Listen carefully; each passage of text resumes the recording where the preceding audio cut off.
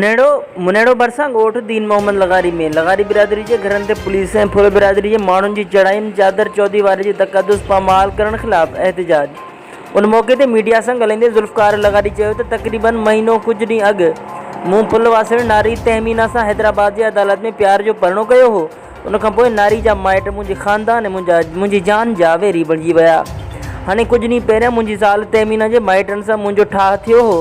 मुंहिंजी ज़ाल पंहिंजे माइटनि सां मिलण लाइ वई हुई, जेका हिन महिल ताईं न आहे मोटी, न ई उन मूंसां राब्तो कयो ऐं उन जो मोबाइल नंबर बि बंदि आहे। मूंखे लॻे थो मुंहिंजी ज़ाल तहमीना खे संदसि माइटनि क़तलु करे छॾियो आहे। हाणे हू मूंखे बि मारणु चाहिनि था।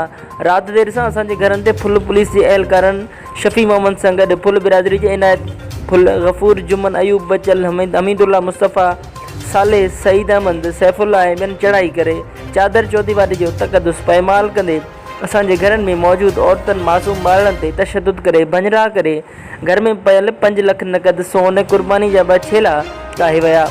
असां मिसकिननि सां आख़िर एॾो ज़ुल्म छो? हिननि IG सिंध पुलिस DIG शहीद बेनज़ीराबाद SHO नौशरो फिरोज़ खे अपील कई त असांजे घरनि ते हमिलो कंदड़ शफ़ी मोहम्मद मला ऐं फुल बिरादरी जे माण्हुनि ख़िलाफ़ क़ानूनी कार्रवाई करे मूंखे मुंहिंजी ज़ाल वापसि ॾियारी वञे। मूंखे शक आहे उन्हनि ज़ालमनि मुंहिंजी ज़ाल खे मारे छॾियो आहे। मूंसां इंसाफ़ कयो वञे।